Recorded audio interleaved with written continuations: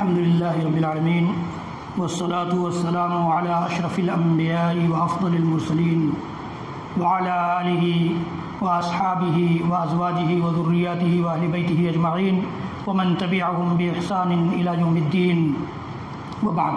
قال رسولنا صلوات ربي وسلامه عليه: من صام رمضان ثم أتبعه ستا من شوال فكأنما صام صوم الدهر.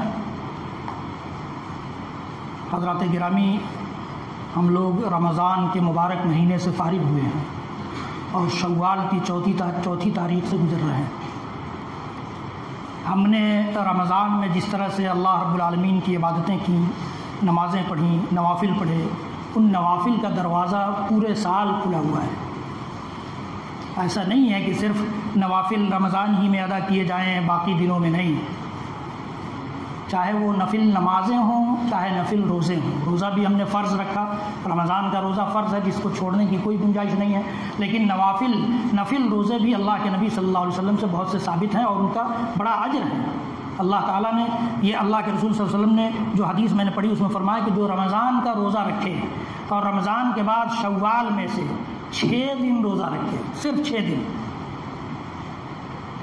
اور وہ کوئی ضرور نہیں کہ آپ کنٹینیو رکھیے، آپ کی چھٹی کا دن ہے اس دن رکھ لیجیے. 6 روزہ آپ کو پورے مہینے میں، جب تک شوال کے بعد ذی قعدہ کا چاند نہ ہو جائے اس وقت تک 6 روزے جو رکھ لیتا ہے تو اللہ کے نبی صلی اللہ علیہ وسلم فرماتے ہیں گویا اس نے پورے سال کا روزہ رکھا ہے. محدثین نے اس کی شرح کرتے ہوئے لکھا ہے کہ 30 روزے جو ہم نے رکھے اس کا 10 گنا کم از کم ثواب اگر اللہ تعالیٰ ہمیں دیتا ہے تو 300 دن ہو گئے، 30 دن کے 300 دن، اور پھر یہ 6 روزے جو ہم نے رکھے تو اس کے اگر 10 گنا اللہ تعالیٰ ہمیں اجر دے گا تو 60 دن یہ ہو گئے، تو 360 دن یعنی پورے سال کا اللہ تعالیٰ نے ہمارے لیے انتظام کر دیا. تو یہ بڑے اجر کی بات ہے، بڑے ثواب کی بات ہے. 6 دن کوئی مشکل نہیں جب 30 دن ہم رکھ کے آئے. مجھے اس موقع سے امام ایک گزرے ہیں الحافی رحمۃ اللہ علیہ، ان کی بات یاد آ رہی ہے کہ انہوں نے ایک جگہ لکھا کہ بئس القوم قوم یعرفون لا یعرفون اللہ الا فی رمضان، کہ وہ قوم بڑی بری قوم ہے، وہ طبقہ بڑا برا طبقہ ہے، وہ جماعت بڑی بری جماعت ہے جو رمضان میں صرف اللہ کو پہچانتی ہے، جانتی ہے، باقی دنوں میں نہیں. اس لیے ہمیں اس کا اہتمام کرنا چاہیے. اس کے علاوہ بھی آپ چاہیں تو سوموار کا روزہ رکھیں یا سوموار اور جمعرات کا دونوں روزہ رکھیں ہفتے میں. مہینے میں آپ چاہیں تو عربی کی 12 13 14 15 تاریخ کا روزہ رکھیں. 3 دنوں کے روزے رکھنے کی بڑی فضیلت ہے، یعنی پورے 30 دن کا گویا ہمیں ثواب ہو جائے گا.